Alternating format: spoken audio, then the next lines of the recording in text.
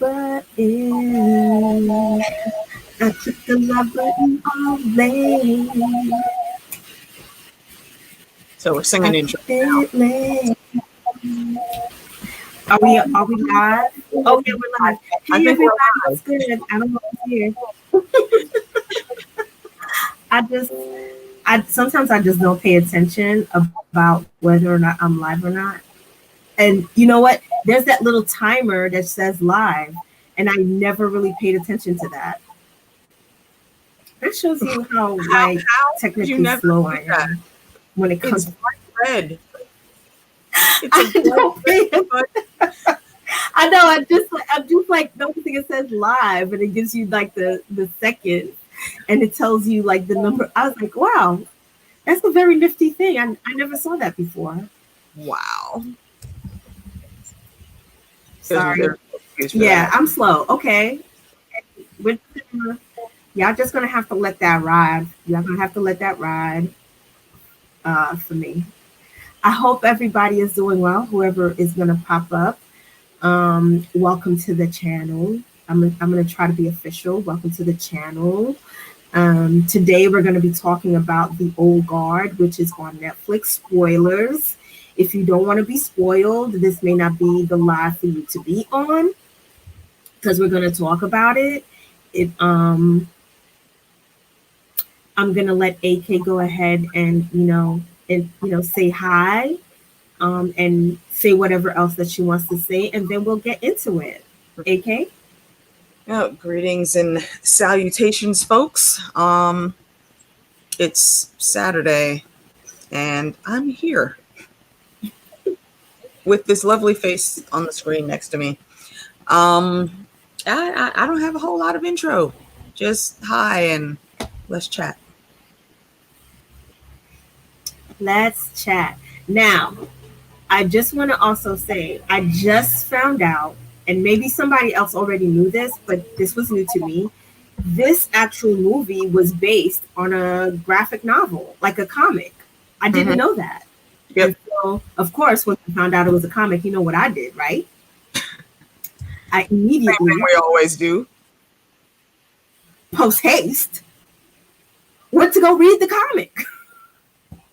Like I'm only on the first, I only got through the first issue.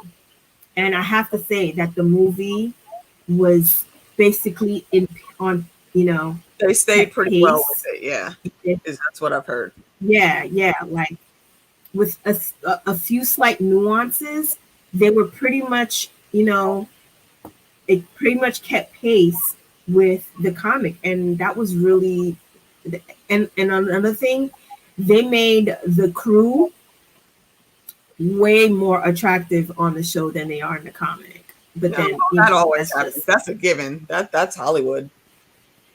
It has to be the right. petite I girl. mean, Andy is like legit very beautiful in the comic, but yeah, her crew in the comic looked like, yo, who done it and why? But on the show, I should say in the movie, they're very attractive. Yeah, they are some pretty boys. So what were your thoughts? So what were your thoughts on the movie? I liked it. I mean, Charlize Theron. That's like the only name they needed to say to me, to make me want to watch it. And then I checked out the trailer, and I was like, oh, okay, my girl getting down again. All right, I'm here for that. And then I'm watching, and I see everything coming through. Well, badass chick going through the world. All right, I'm here for that. Random gay couple. They don't make it a thing that they're gay. It's just there, and they're badasses too, and I freaking love it. I didn't notice the first time I was watching, but I was doing a quick relook today before we started. And what's his name? Sebastian? I don't see how I missed it the first time, but he what was going off from the very beginning. Like you could almost see it in his face, and all their issues started because of this contact that he had. And I don't know why. I mean, they revealed it Mm, later on in the movie, but there's a lot of nods to it from the very beginning, and I'm only just now catching them on the rewatch that I did today. So it kind of makes me want to punch him in the face more, because like Andy, and I identify with Andy so much right now, because she is like all levels of done with everything. And she was ready to be out. Like at the beginning, I think she was coming off of like a year vacation. That's how stressed and needing to be away she was. And then as soon as she comes back, this fuck shit happens. You know, when what's the new girl's name? Niall. When she came in, I was like, okay, Niall. And Andy's about to have to train her replacement.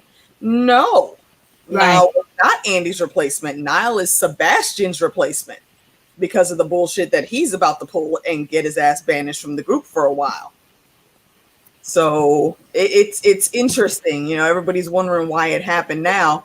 It was basically the universe saying, hey, yo, it's about to be a change of the old guard. Get ready. And it's smooth the way they did it. It's real smooth the way they did it. The young lady, hold on, I got the cast list up here. Kiki Lane. And I believe that she is in another Netflix movie with Jamie Foxx and Joseph Gordon-Levitt. I think that's her. I'll have to look it up. Oh, Power. Yeah. Where you like they got little pills now that'll give you superpowers for like a half hour or an hour or something like that. It looks interesting, so I'm probably gonna check it out eventually. But she, you know, yeah, me too. I have it on my list. Yeah, the old guard. This is the first movie I'm seeing her in, and she held it down. I mean, you're side by side really with a very well trained veteran in the industry, and she holds her own. You know, every scene she's in, you can tell she is in that scene, and their chemistry, all working together, was really great. So I appreciate all of the aspects of this movie. I mean, I don't watch that many reviews before I review something. But the few that I did watch, some folks had some issues with pacing towards the middle, and that type of stuff doesn't usually bother me that much unless it's like extremely slow from the very beginning. But I think they moved along well enough with this. I do wish though that what's his name? Chiwetel Ejiofor, his character, James, I think his punishments should have been a bit harsher than it was at the end. I mean, granted, because of the new age that they're in, they do need that guy in the chair. You know, they need the tech support to help cover their tracks and all that. But I don't know. You set these people up. First of all, he wasted like 20 lives from the very beginning just to put on a demonstration for the doctor that he wanted to have go through their DNA and do all this other nonsense. Talking about it's going to be his gift to the world. It's not your gift to give, you jerk. How do you just give someone else as a gift to the world? Seriously? No, that's just not how it works. You don't intrude on someone's person. I don't care how special they are. This is just humans being freaking humans all the time. They see something and it's shiny and new and powerful, and they want to make it theirs and control it. No, man, no. Leave the super people alone so they can keep doing what they're supposed to do. Don't try to make more, because when science starts messing with shit, that's when things start going haywire. And that's how we end up in the apocalypse. We don't need all that right now. So that whole well, that goes to show you how people, like, when they're desperate, right? Like made a very point.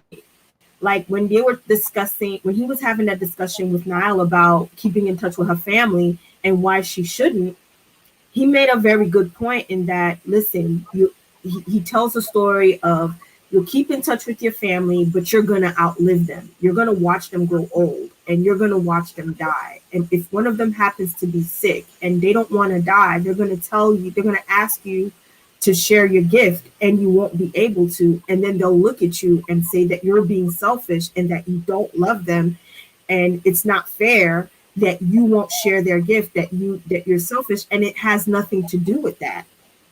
When people are desperate and they are in a place where they feel like they're helpless and they want to be able to do more, but they don't have the means to do that, and they see somebody else who does, their instinct is to, well, I'm going to take it, because why? It's not fair that they should have it and not everybody. They should be able to share it.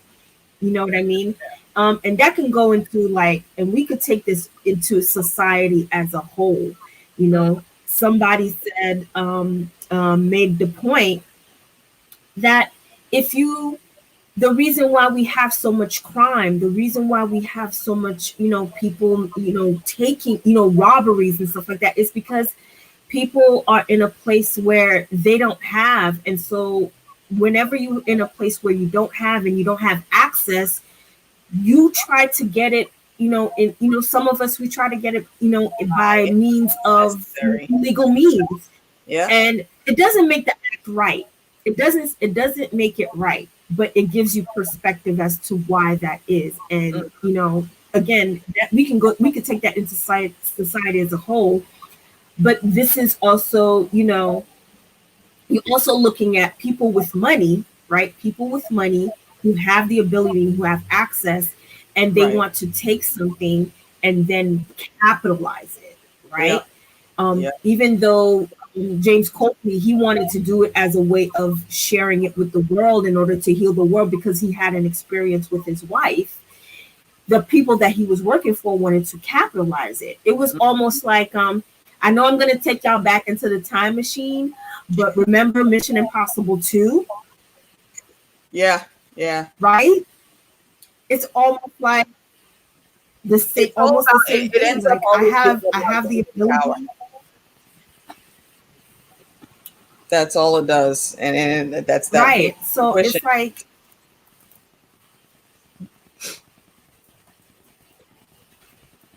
Did your mic cut off? Sorry, I didn't mean to cut you off, but I had a thought and it just came. Yeah, so continue your thought with respect to James Copley and him trying to steal something that ain't his. Yeah, I mean that was basically it. Like you can't do that. And even if the scientist doctor was able to try to make up some type of vaccine or something or other, how do you know how that's actually going to affect other people? All the millions, billions of people in the world, and there's only 5 right now that have this. That in itself says something, because if it was really meant for multiple people on the level that they wanted to put it on, it would have already happened. Mm-hmm.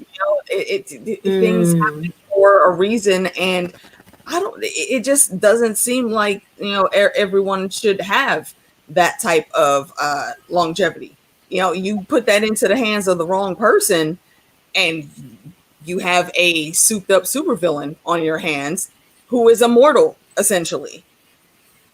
And then what's going to happen to the world? That's going to be your gift to the world? There's so many different avenues that you have to think on when you're going through any situation like this. It's like when the freaking Sentinels are made in the last round of the Fox X-Men movies. They took the bulk of what Mystique's DNA was, and they tampered with that, and that's how they were able to make those Sentinels so powerful. And look what it did to the world. It looked like they were living in a wasteland. Right. So it sucks. I mean, I think they started it with going after mutants, but from the way the world was looking, I'm pretty sure they turned that on regular humans after a while too. So and that's what always seems to happen. They go after one select group and then they're done with that. Okay, let's get these other ones here. Oh wait, there's some stragglers over there. Let's get them too.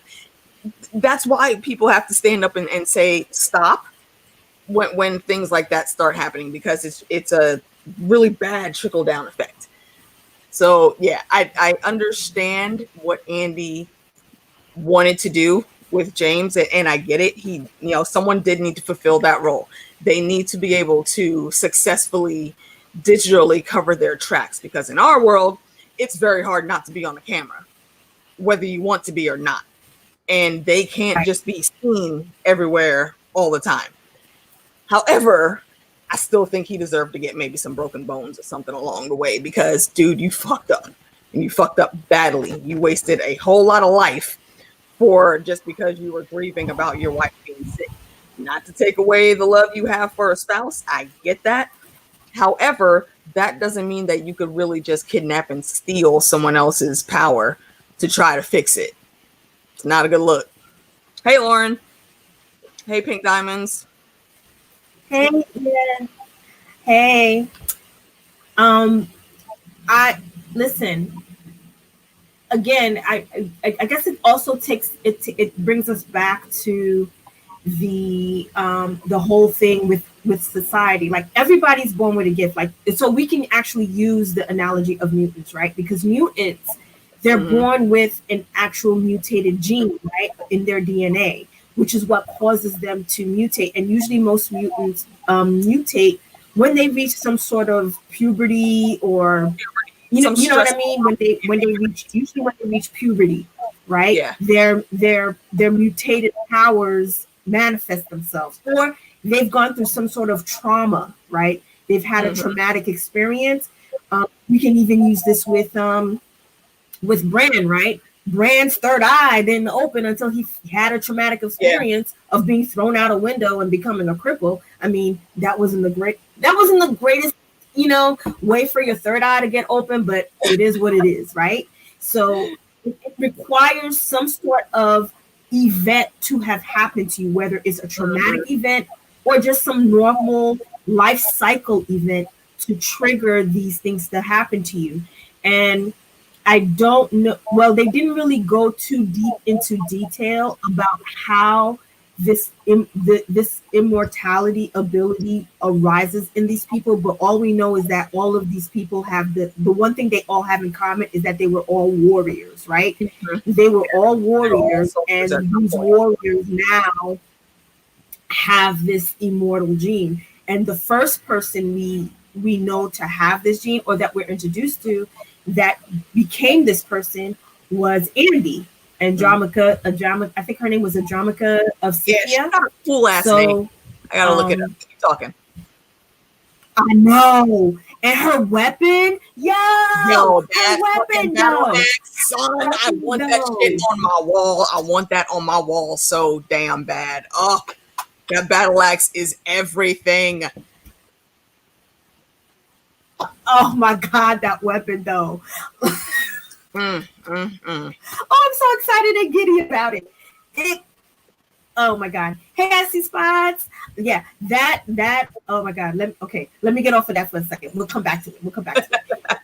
So she was the first, right? At least that is what we're told. She was the first, and she had been wandering the world by herself as the only one for a very long time, until she comes across another one called Quinn. But we don't learn about Quinn until a few episodes later, right? I keep saying episodes. A little bit later into the movie, like at least 30 to 40 minutes into the movie, that's when we learn about who Quinn is. But she had been alone for a very long time. Now, according to the comics, spoilers, if you haven't read the comics or the graphic novel, spoilers, I'm about to spoil you.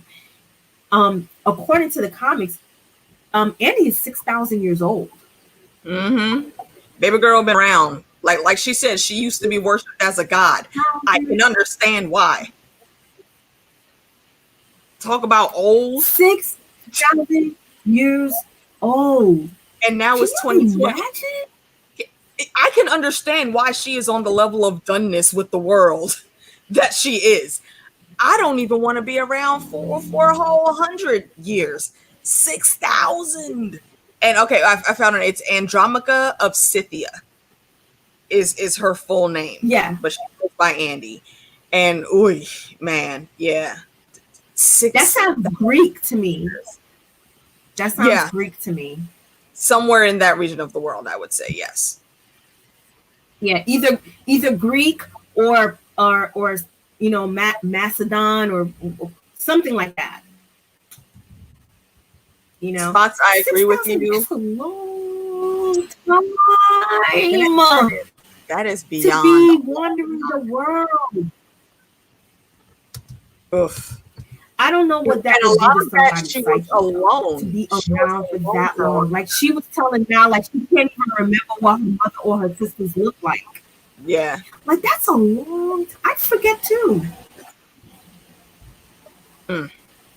It's a long time. I don't even know. So let's not.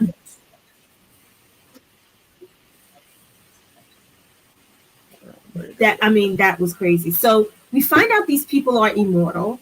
We find out that James Copley sets them up in order for them to be captured for this guy. I guess his name was Millen. I don't remember the people's names. Okay. Stephen Maris. It's Millen or something like that. Anyway, yeah, I get he works for a pharmaceutical. He owns a pharmaceutical company, and so he's trying to find the immortal gene in order to cure. Like he's trying to find a cure for disease and to give people immortality. Basically, he's trying to make money, right? And that's what it was all about. So he's the villain. Okay, he is the villain. I like that they didn't make you think too hard about who the villain was going to be. Now, James Copley, he's not technically a villain, but he is a good person doing a bad thing for a selfish reason. Mm-hmm. I hope that makes sense. Yeah. That's a very good way of putting it, actually. You know what I mean? And so everybody has a distinct role they play, and then it's like Copeland, he's like in the middle, like he's like the in-between guy. And so of course he gains his conscience towards the end, but that's neither here or there. So can we have a moment to appreciate that axe? Oh man, I want it on my wall so badly. It's so great, and that is like just the whole design itself. Like you got to understand, these guys have been around for a very long time. So while they are using guns and modern weapons, they all still have their swords and all the old school weapons that they acquired as well. And it has this awesome ass battle axe, and it's just so choice. It is so choice. I appreciate it very much. Can we get into like the fight scenes though? Yes. Let go. Can we get into those fight scenes? We start off within 10 minutes of the movie. We start with the fight scene. Right. So the movie starts off with them having all like the scene. You're gonna get to that scene, but it starts off with them with Andromache's giving a monologue about how she had been through this so many times before, and she keeps wondering with every time, is this going to be it? So by that time they had already been shot up, and then it takes us back to when the team meets up, and then Booker tells them that they have a job. Now Andy makes a specific point of saying that they don't do repeats. And there's a reason, and there's a big reason why they don't do repeat jobs, right? Because it leaves less room to people to ask them questions, right? About who they are, how is it that they can do what what I mean? Like exactly, and how is it that they don't age? Like they're just questions that you can't be answering if you're an immortal soldier. Exactly. And you want to leave a very small footprint. And that was Andy's main thing. Like leave a very small footprint. Right. You go in, you do a job, you're out. And then you never see these people again. And then you move on to the next thing. Right. Yeah. And so she listens to Booker. I mean, she listens to Booker, and then they meet up with Copeland, and this deal goes down. Of course, it's a setup. They get shot when they get into that room, and then in her head, like, oh shit, this is a setup, and then the melee ensues, right? They get shot up. And so we see them get shot up, and I'm like, what's about to, I honestly was like, what's about to happen? Like, they done got shot up, like, within, like, the first 20 minutes of the movie. What's going on here? And then you see, like, they start, like, I hate to use the word reanimate, but I mean, I don't know what else to use. Accurate. It's not reanimate.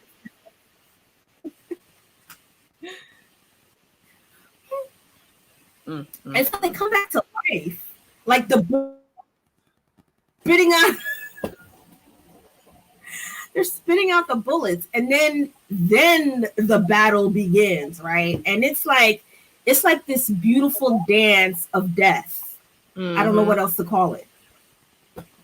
Agreed. And the thing that got me on that is once they got up, first of all, those soldiers or mercenaries, whatever they were, that were in there were a bit too cocky, I think.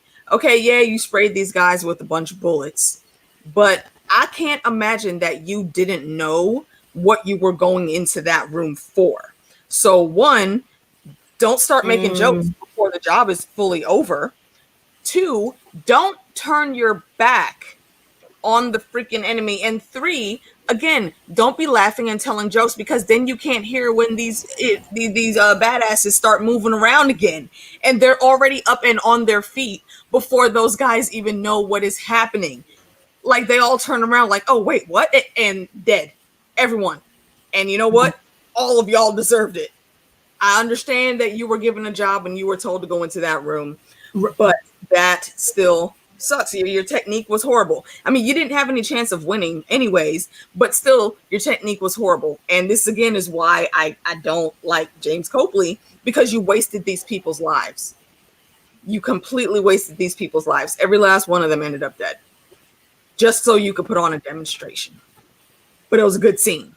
That doesn't take away from it being a really, really good scene. It was very well choreographed, and I love the movements that they were doing. Some of the trick shots that they did with the gun. Yes. Were pretty damn awesome. Yes. And then also the fight scene at the church, right? When it's just Andy by herself with her axe going up against all those dudes. And then I love at the end that Copley goes to Keen. I think it's time for us to leave. Roll out. And then King was like, yeah, I was already packing like 10 minutes ago. Where you at? Right, because Andy was coming for that ass. King was like, yeah, I was ready 10 minutes ago. What are you waiting on? I'm waiting on you. Oh my God. I did get a so let's talk about Niall, right? So Niall is the newest one in the crew. What were your thoughts about Niall? I got a pretty good vibe from her from the first scene that she was in. You know, they show her, I believe it's somewhere around Afghanistan. She has some type of, I don't remember what her rank is, but she does have some type of command within her group, because like her captain, I think, sergeant, or she's like the platoon sergeant. But yeah, so like she got an order, and then she took her mini team to go in and speak to this group of ladies about this guy that they were looking for. And she again, she's the head of that team. So I don't know exactly how the power picks who it's gonna pick, but it's always a warrior, like you said before, and it's always someone that seems to have some type of command skill, because they don't want just random rookies getting that type of power, and I think that's a good thing. That's a good fail safe, it seems. So they go in, and you know, the she's very respectful to these ladies, and I think that is what coaxed the ladies to help her out and say, yeah, he's over there, without them having to actually say, yeah, he's over there. You know, they just like, you know, did the eye point thing, and then they got out of Dodge. Niles goes in with her team. They end up capturing him. They wanted to get him alive so they could question him, but the movements didn't work out too well, and she ended up getting her throat slit pretty deeply. Also, you know, they tried to. They showed the scene blanks out with them like trying to save her. And her heart does stop. She dies, and we know she dies because Andy's team dreamt about her.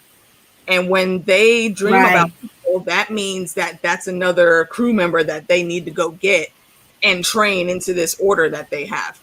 So I think it was Sebastian said he actually felt her die. So we go back to the scene though. Niles jumps up because she's having the exact same dreams about them. And she's got, you know, her throat bandage. I would imagine there's probably some stitches under there. But no one knows how she actually survived. And you see very, very quickly how that affects regular people around her, because her team that she has been with for quite some time, that trusts her implicitly, she has all trust and love for them, that they already are side-eyeing her. Like, bitch, we saw you die. How dare you be breathing right now? The fuck? What are you? Automatically, that's well, and Dizzy. Like, can I get a hug first though? Damn, I survived. Her like battle buddy, like her own battle buddy, like her Dizzy, her own battle buddy was the one that turned on. Like, my thing is, that's your battle buddy, right? Like when you're in the trenches, like you're supposed to, like the other sergeant said it. She goes, "Would you have rather that she died? What exactly. Do you care? Like exactly. Like, what the hell is wrong with you? Go ahead. I'm sorry. Go ahead. Yeah, like why would you do that? Like why would you like be so suspect? Yeah, okay, it's weird. I will agree with you that it's really weird that her throat got sliced up and she's like walking around here. Like, that is weird, but at least she's here. But like, she survived. Would you rather her be dead? Like, isn't that weird? Like, that seems like it's something that would make you. It's weird. I would be freaked out too. I would be freaked out. That seems like, to me like it's something that would make you find God walking around here. That as a miracle.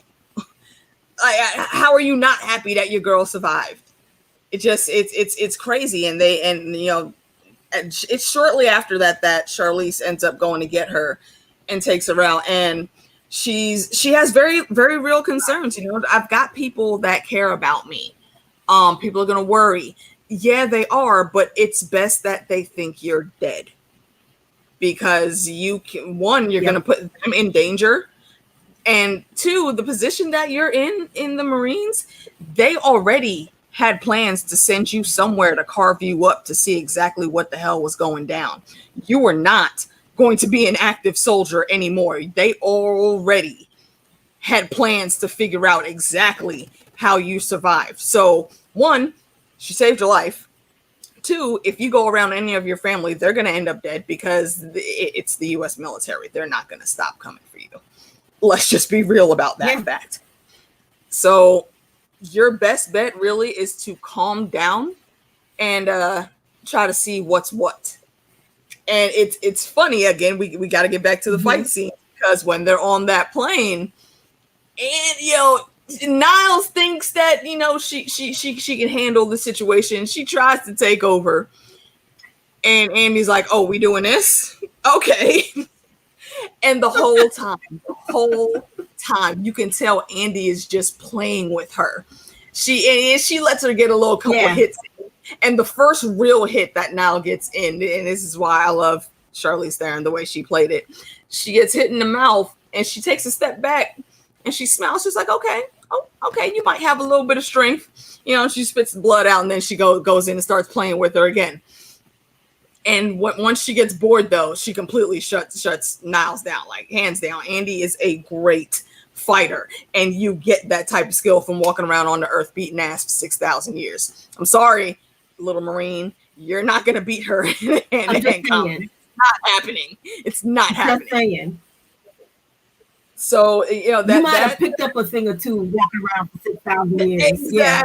Exactly. I don't care like if whatever you got. It don't matter. I don't care. You could be Tony Jaa. You could be one of the best Muay Thai fighters out there. Andy will still kick your ass. That's it, point blank. Okay. And that scene was great. But from there is where Niles, she actually does hit the ground running. You know, she starts paying attention, actively taking the training that Andy and the boys are giving her. And when stuff starts going haywire, that training that she has as a Marine also kicks in, because she goes to ground and she moves in the background and then lets herself be seen and comes back single-handedly by herself to get shit going and get her new team out of there. And it works. So I really like her character, and I'm hoping that we do get a part 2. They left it pretty open-ended, and I think we're going to see something with with what's the girl's name? You said it earlier. I don't remember. Was it Quinn? Quinn. Yeah. Quinn. I think we're going to see something with her. Yes. Part 2, which I'm looking forward to, but I'm also a little scared because I think she's probably going to be a bit deranged. But then again, the way they killed her. Well, that's a good segue. That's a good segue to talk about Quinn's character. Yeah. Go ahead. Go ahead. Start it off. Yeah, so Quinn, right? So Quinn, Andy meets along the way, right? She was the first person that she comes into contact with after walking the earth. After, I guess, they don't say how long she had been walking by, alone in her gifts, but she comes across Quinn, and it was the two of them together until they meet. What's the guy's name? I can't remember the dude's name. It'll come to me later. Anyways, it was the two of them. And so they give like a brief history about, all of the things that they have, all of the battles that they have been through. And so they finally catch the both of them and like charge them both as being witches, right? So they hang them. And of course, it doesn't work because they don't die. Mm-hmm. They tried to hang them more than once, and since it didn't work, they said they were going to burn them at the stake. And so you see a conversation between the both of them saying, Quinn asking, what is it going to be like to be burned at the stake? And Andy jokingly says, it's probably going to be excruciating. Mm-hmm. But what they didn't know was they had set up to separate the both of them. And what they did was, which is really horrible. Oh man, I can't even imagine. They put her in an iron casket. And not only do they put her in an iron casket, it's an iron casket that has a mask that will essentially drown her, right? Mm. And so they cast this they put her in this cast. They throw her out to sea, and she is literally drowning and reviving and drowning and reviving. Yeah.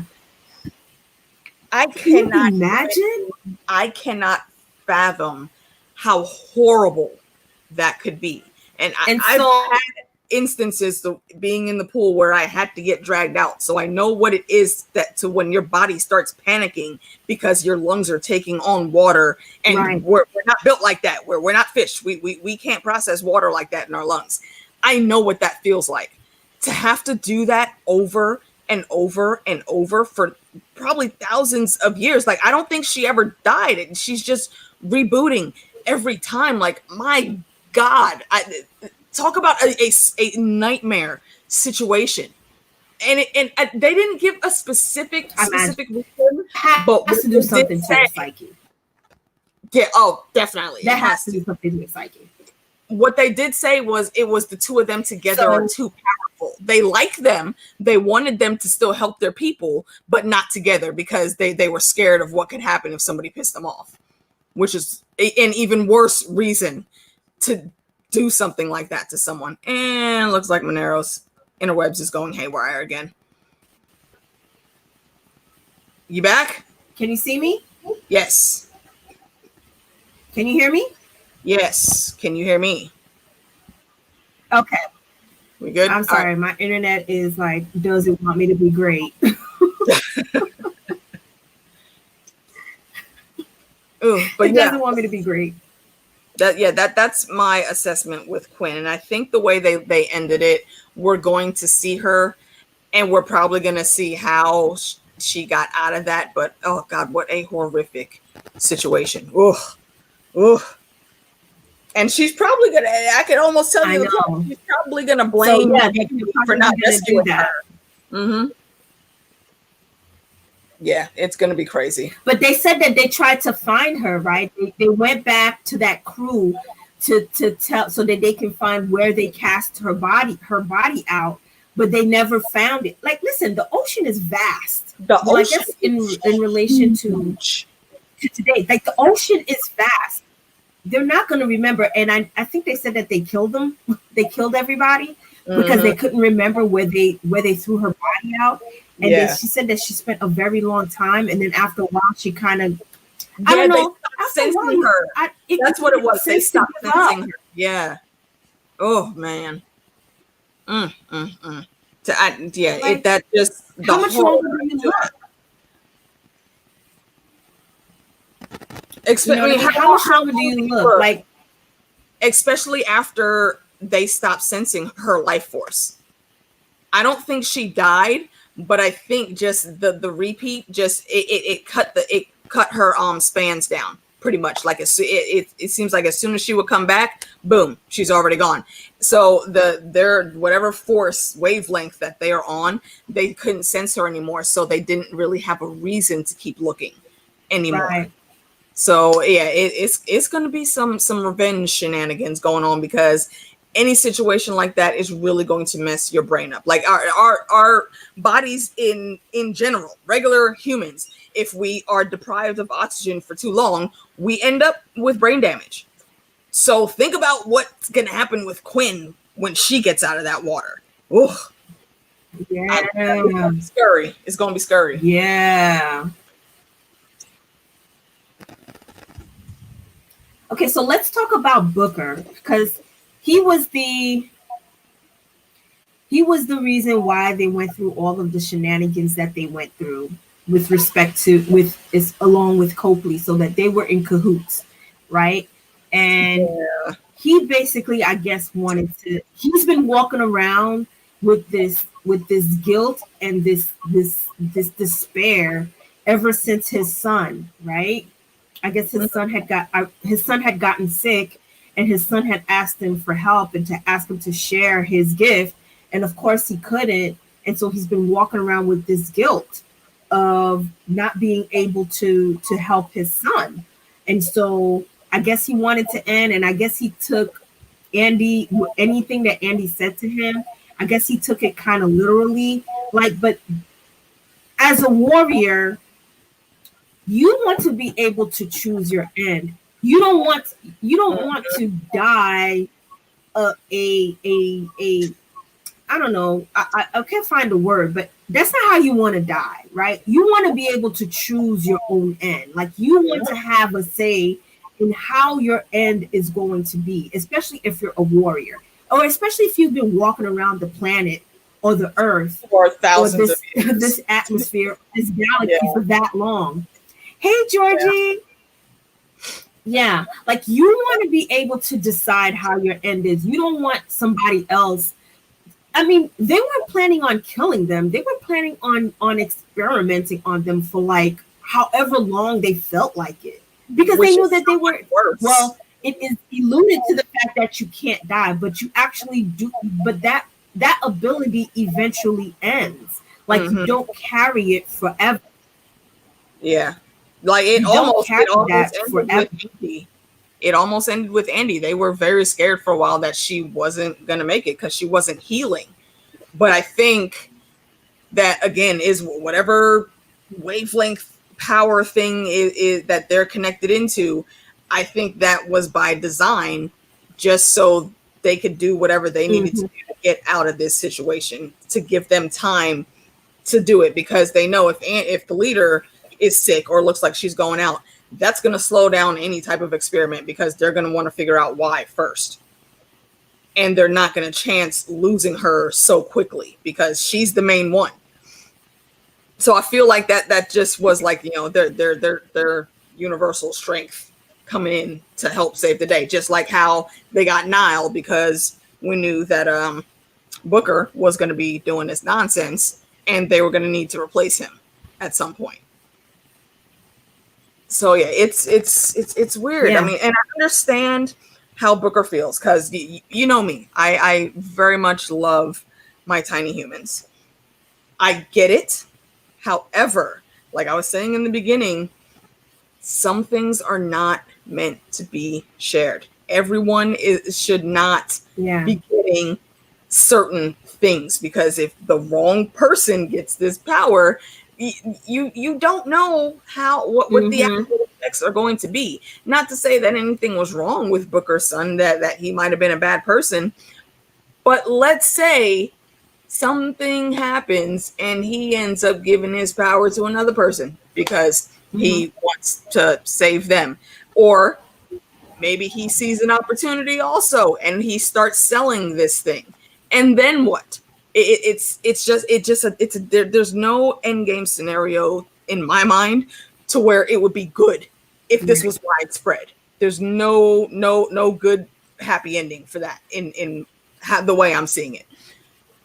So I'm guilty, but you can't always save everyone. Unfortunately, that's just an unfortunate reality. Right. And I know I'm probably sounding very cynical in the way I'm looking at it. It just is what it is. You know, you can't. So he's guilty, and you put your whole damn team's life in danger. For what? For what eventually? You were so sick and tired of everything, but you still at least had your team to fall back on. And now you have to spend the next century alone. And that is a harsh fucking punishment. Yeah. I can't even imagine what's going to happen in his head over the next 100 years. But he deserved it. Well, he's got Quinn now. 6 months later. Yeah. He might get a knock on the door. You're right. I could see it happening. Because he's already in his field.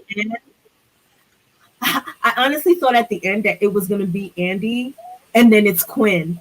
I was like, oh, snap, part 2. Oh, snap. So now we're going to actually get to see what happened to Quinn from when she was left in under the sea, and how she actually, I'm going to think it's probably somebody who was doing some sort of deep sea excavation, or you know how they go down in the sea and they start looking for random treasure, or they're looking, you know, they're trying to dig up, and then they find her. I have a feeling I think you're spot on with that. Somebody wrote down some legend somewhere about some random immortal lady that got punished, and she's probably called something like the Iron Maiden or some nonsense. You know how they be writing those things. And some lucky team is gonna go down there and find her, and they're gonna be thinking that they're on the top of the world. Kind of like the Mummy. Money, yeah. And she's gonna wake up and kill everybody. I should say it's kind of like the Mummy with Tom Cruise, the Tom Cruise Mummy movie, not the Brandon Fraser one, not the good movies, the Tom Cruise one. Just saying, all the shade. I was trying to be nice. Oh no, that shit was horrible. I was trying to be nice. I was trying to be nice because I love Tom Cruise, but oh my God, that was something else. That was something else. But I have to say, Sophie, real quick sidebar, Sophie did a very good job playing an evil mummy. I have to say that. I am honestly a little sad that she is not more famous than she is, because everything I've seen her in, I really liked how she played her role. She's a very versatile actor. And I hope that she, once, the world gets back to a little bit more normal, that she gets more roles, because she very much deserves it. She has skill. Yeah, she's solid. She's a solid actress. She's solid in her moves and acrobatics. Like she's a solid actress. I would love to see her in more action, but I'm sure she probably doesn't want to get typecast. But I would love to see her in some more action movies, because I think she's like what we need, like our millennial version of like our like Foxy Browns, our like what you call it, what was our action female, you know what I mean? All we didn't have that many, and I can't name them off, but you know what I mean? Yeah. I would love to see more of her I would actually like to see her as the main character in some sort of action movie. Like I want her to agree. Yes, very, very well said, Georgie. Yeah. So, hey Renee. I think Booker makes a lot of sense. Hey Renee. I think Quinn and Booker are going to be a pair in and of themselves, because they both have suffered major loss. Not to say that the others haven't suffered loss. Well, I can't really talk about John and Nick. I can't, because they're both together, so they're together, so they don't have any sense of.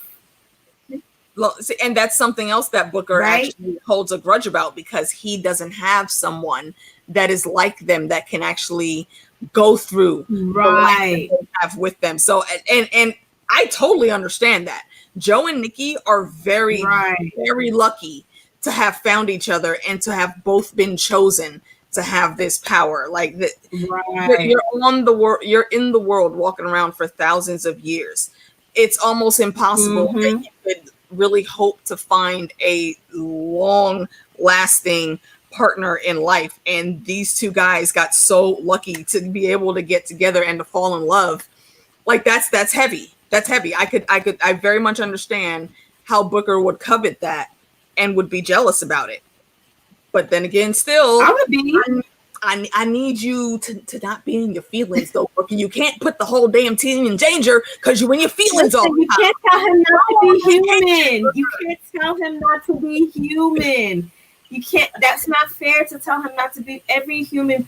Listen, we are relational creatures. We are creatures that thrive through relationship. We need to feel loved and desired and appreciated and wanted, and we want those things. And when you are blessed enough to be able to find someone to share that with, and let me tell you, it's not like they like not flossing it in front of Andy and son.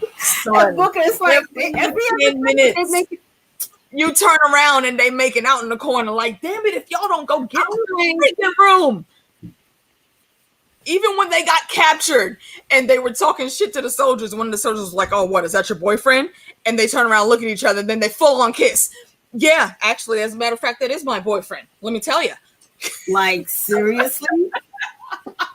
They give no fucks, but I can't fault them for that either, because I would be ecstatic if I'm just saying. I can see both sides.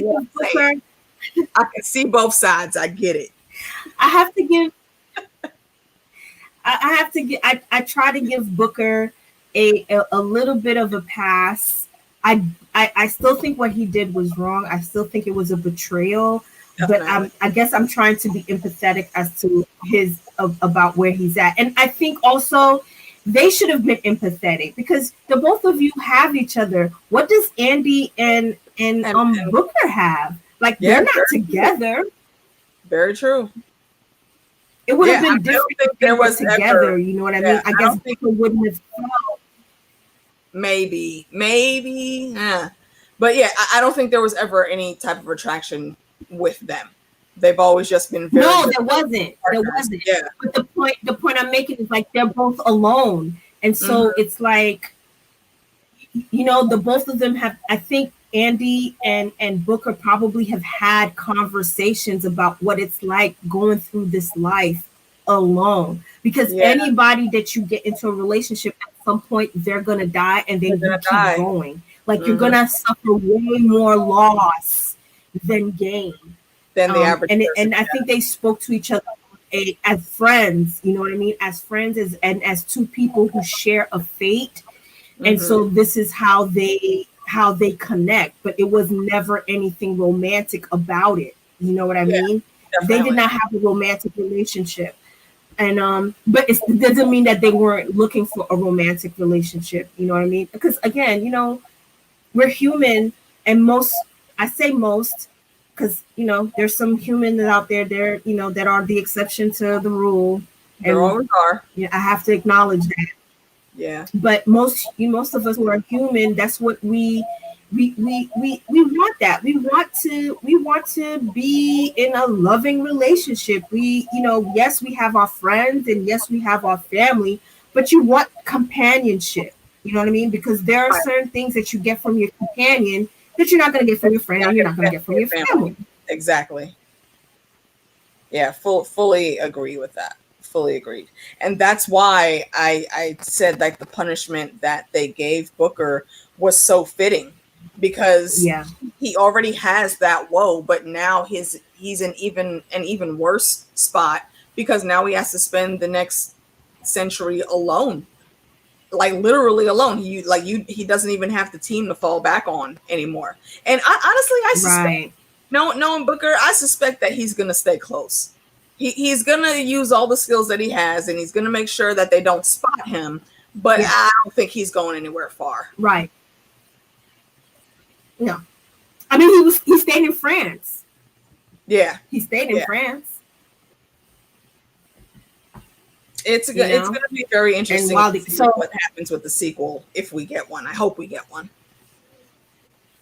I think we are, because I think that was a major cliffhanger that they left on, because now we have to see what happened to Quinn. We have to get Quinn's story. One. Second, we also have to find out what Andy's fate is, right? Because she was losing her ability at the end. Like she was actually not healing. So that means she was losing her ability. So when the new one comes in, does that mean that Andy dies? Wait. What if that was happening because of Quinn reviving? That's what a if good there's one. only supposed to be a certain set amount of them, but now that Quinn's back in the game, it slows Andy down. But it's gonna almost be like a double entendre, because she's been out of the game for so long, and she's been around for almost as long as Andy. There's gonna be a clash in the system there. Ooh, I like where that could go. I like where that could go. Random brainstorming, sorry. Right. Well, whatever. I guess there has to be balance, right? Everything requires a certain level of balance. So, Andy, who had been the oldest, so that means Quinn must be the second oldest. And so I guess there has to be, whatever this gift is, there has to be a balance in how. I wonder if there's I know I'm going way. Listen, I'm getting real comic book. What if there's a group of Celestials that gives these gifts? You know how the Celestials gave mutants their gifts, right? What if there's a group of Celestials and they're the ones that are controlling who gets these gifts. Like, okay, I'm going like way into the No, nebula. I mean, well, we've done the whole movie, so let's get into the lore and our tinfoil. Come on, bring it. Yeah, like what if that is the case? Because they can't explain why they have this power, but it seems to choose warriors, right? So what if this is something that is gifted to them by some celestial being? Like there's a group of celestial being, or there is a watcher, right? That is like, okay, I now dub you with this gift. And because now we have to have some balance, right? So now that, okay, Quinn is back in the picture, okay, we have to have somebody has, and now this is saying to Andy, listen, your watch is over. You've been doing this for a very long time. Now we're going to give you the gift of death, okay? Now you get to go out, and now she gets to go out in her own terms, right? She gets to decide how she's going to live the rest of her life. What if it's which is what any warrior wants? It's what any person wants, but especially a warrior, right? What if I like the higher realm thought, but what if it's a bit more sinister than that? Because, like, you know, in the Thor comics and well, in the Thor legend in general, Ragnarok is a cycle that has to happen because their invisible sky gods are feeding on all of the energy of Ragnarok. So they let it build up, and then boom, they feast, and the cycle starts all over again.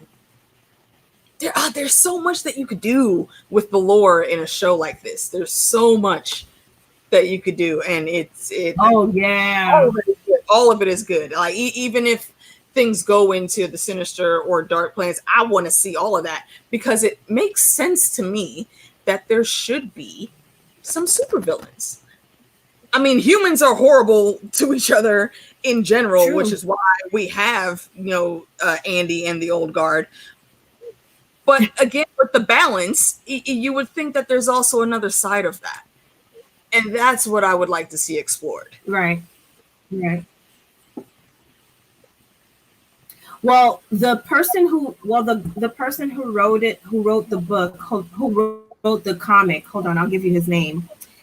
He is I know it's illustrated by somebody named Hernandez in the comic. Rucka.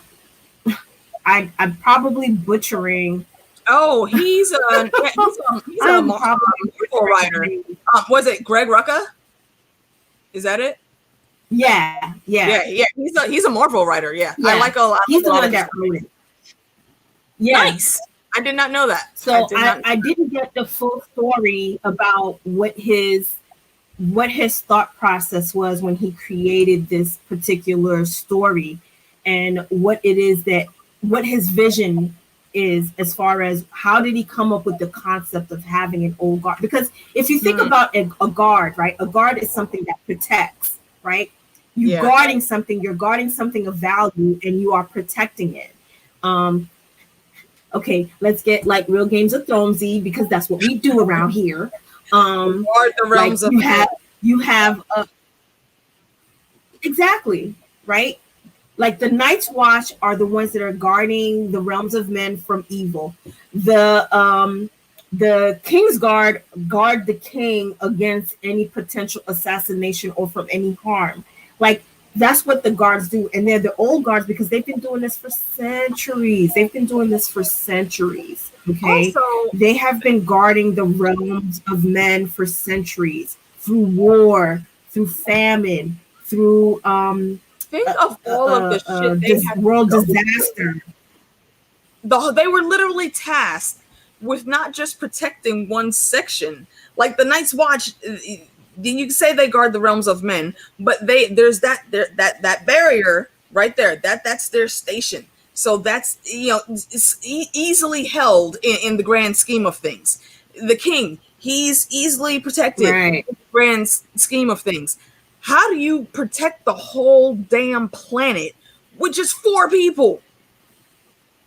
Think about that massive responsibility. Like, again, I can tell why Andy is so done at the beginning of this movie. She is so done. My girl just got back from a year vacation. She had to leave for a year. It's like these people don't learn. And the world is just getting worse. Yeah, so she's tired. She's like, okay, you motherfuckers, like, y'all used to listen. You used to be able to get back on the good path. But I don't like none of this shit right now. I'm out. It's wild. Yeah. I can. You get tired. It's so heavy. I couldn't imagine. I would not want to be living that long at all. Like, it sounds like it might be cool on paper, but then you actually get into it. Yeah, nah. I would go to sleep. I'm not. Nobody got time for that. I would be like Lestat. I'm gonna just, buy some plot of land, make it so nobody can never tear my shit down, and I'm going to bed. Peace. I'm out. I might see y'all another 2 centuries or something when I wake up. I would straight pull Lestat. No bullshit.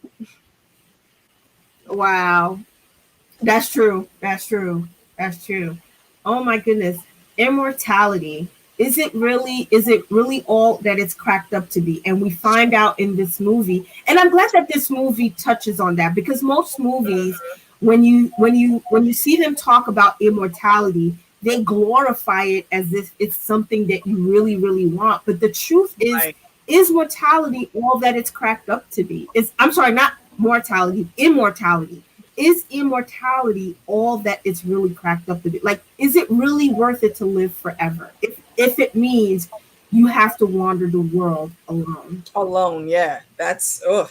I mean, humans are built to, and we're like wolves in that respect. We need the pack. And yes, sometimes you need a break away from the pack and you need to sit and chill by yourself. But that desire, that need to be around someone else and have, communications with someone else is always there. That's why solitary confinement in prison is such an effective punishment, because being alone, not even having anyone to really say hi, good morning to, that will mess with your psyche worse than any ass beating you could ever get.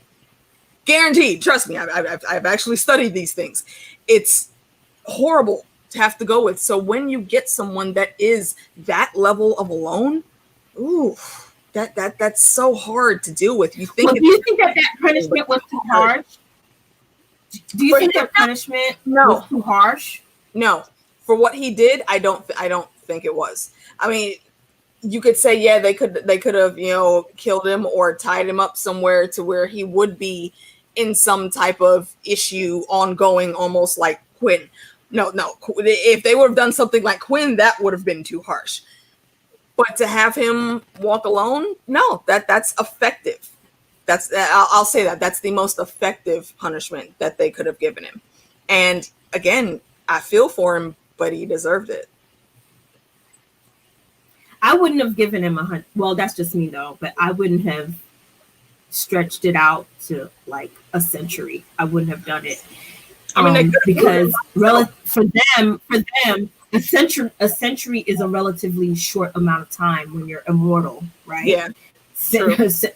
100 years is like, okay, a drop in the bucket when you've been walking around the planet for like thousands of years. Yep. Right.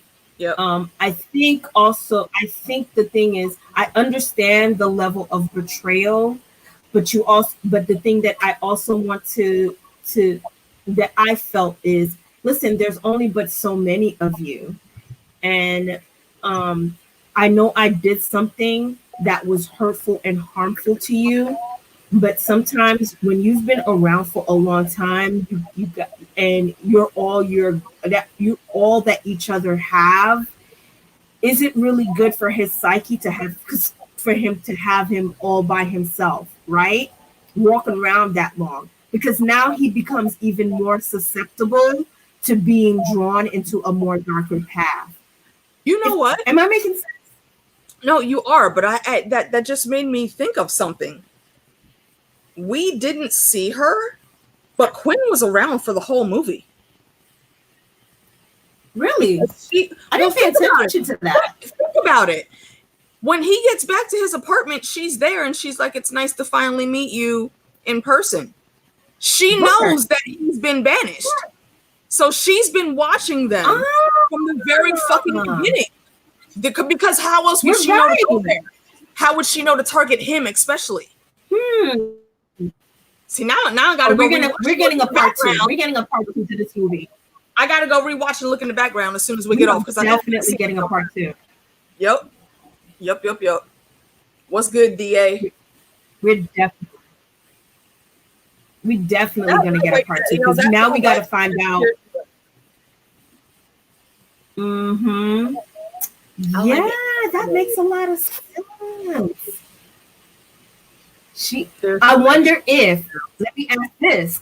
I wonder if, okay, let's go rabbit hole. We're going rabbit hole type. Bring it.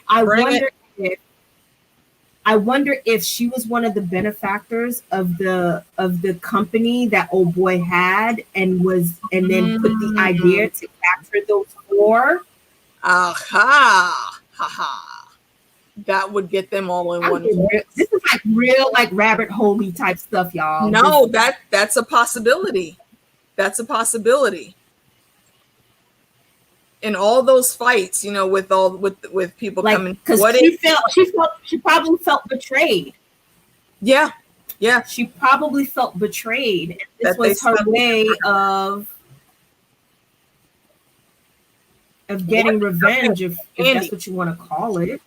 And if that's the case, and if she could be involved, who's to say then that she hasn't had something developed that would slow down their healing? And in the midst of all that close combat fighting, Andy got injected with something, and that's why she wasn't healing.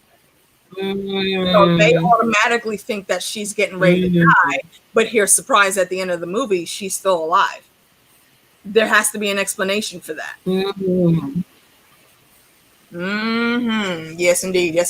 I know that she will never watch this video, but Charlize, if you're watching, just give us a shout out in the comments if you want to take some of these ideas. We're here for you. We're here to help. Just saying. Okay, so we've been on for almost an hour and some change. Yeah, a little bit over an hour. We're gonna go ahead and wrap it up. Real quick.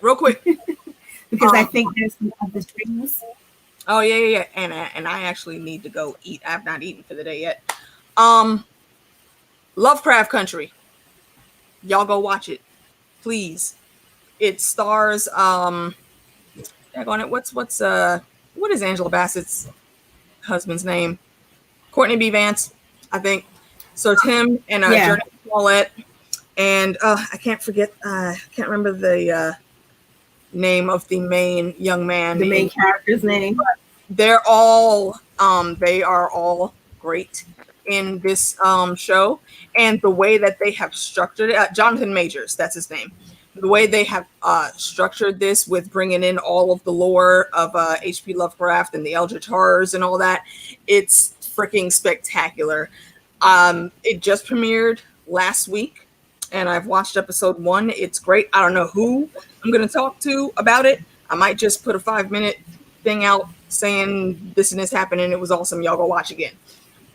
I don't know, but yeah, if you're I'm gonna watch it. For a genre, check it out. And it's not even really just horror; it's just the suspense that they put in and how they twist it. It's very, very, very interesting and intense. Yes, Redhead, I agree with that.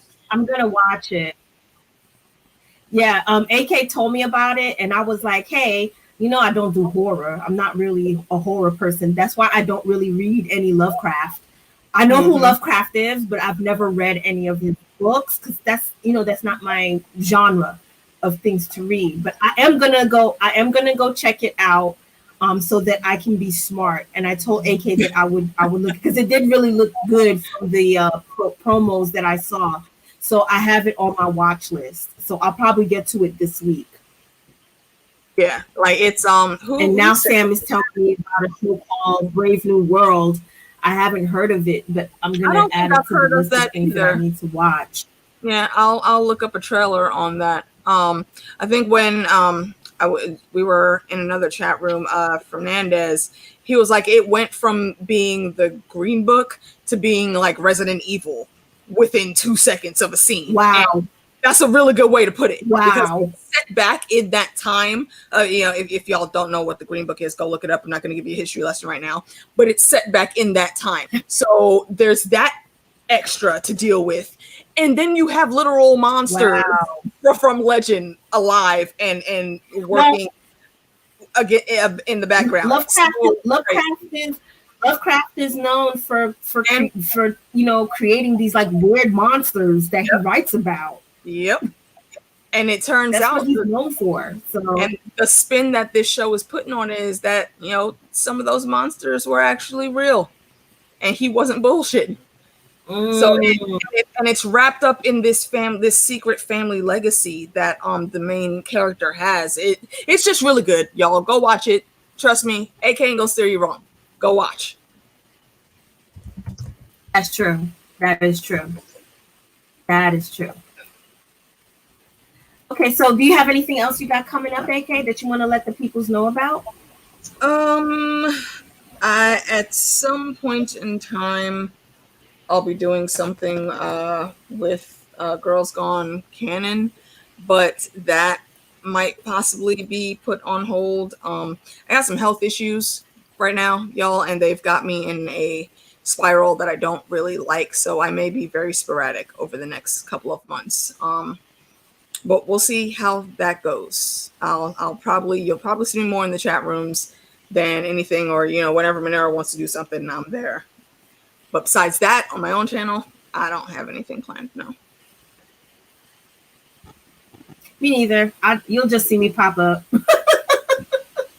You'll probably just see me pop up with just like random things.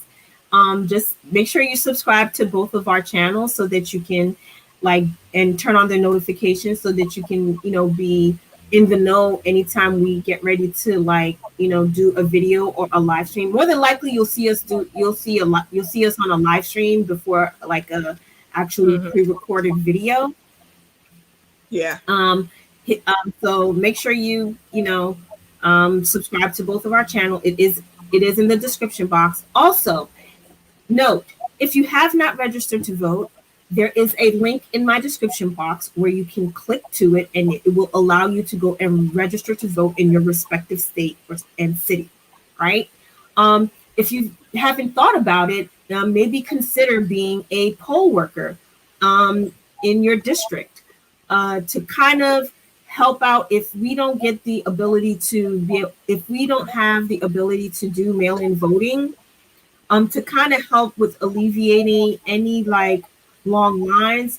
If you have the ability to, and if you are healthy enough, and if you don't mind doing so, consider being a poll worker. I went ahead and applied to be a poll worker for where I live because I happen to live in an area that is predominantly where minorities live. So I know that, we're one of the places that they target with respect to voter suppression. So I wanted to do my part. And that link you can share that link, even if it's something that you don't want to do.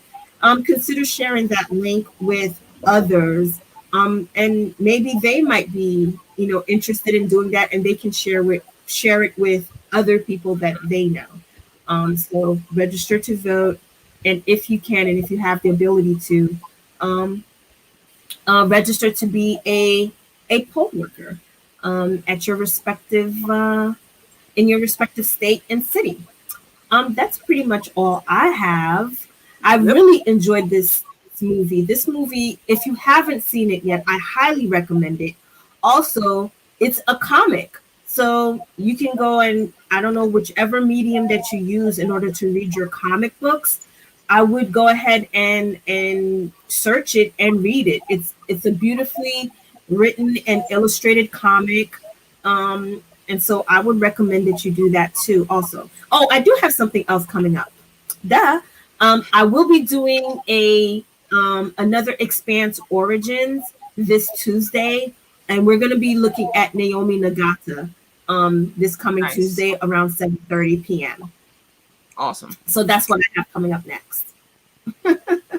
And there are some things in the pipeline that I will be doing with some other people. Nothing has been set in stone. We're just in the preliminary talks.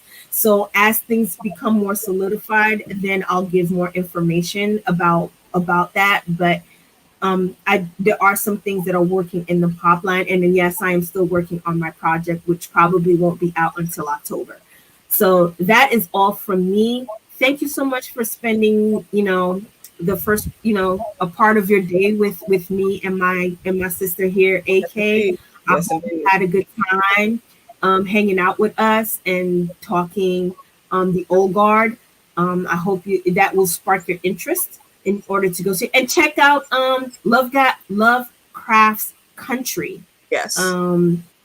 Check it out. You know what I mean? And see how you like it. I've seen nothing but great reviews so far. So it might be the new thing. Might be the new thing. I don't know of anybody that don't love Lovecraft. So most people I've seen love Lovecraft stuff and are very inspired by Lovecraft. So I think this show, from what I've seen so far, I think this show is probably, is unique, and that's what makes it so good. So for at least the next, maybe the next 2 months, 8 or so weeks, we're not going to be bored on Sunday night anymore. So we got that to look forward to, because this has been quite dreary for television for me. But now HBO got us covered for another couple weeks. So go check them out. And come back and let me know what y'all thought also. Well, you know what? I'm gonna check it out, girl, and then we'll talk offline about coming back on so you can geek out. We can do that. We can do that. All right, everybody. Enjoy the rest of your Saturday. Don't forget there's some streams coming up. I think I don't know if Joe Magician, he usually comes on at 2. So he might be doing a live stream. I'm not sure. And I know Radio Westeros is doing one at 5 o'clock today. They're going to be talking about Lady Stoneheart. So just make sure that you guys look out for that. And then we'll catch you in the next one. Yep. See you guys. Bye.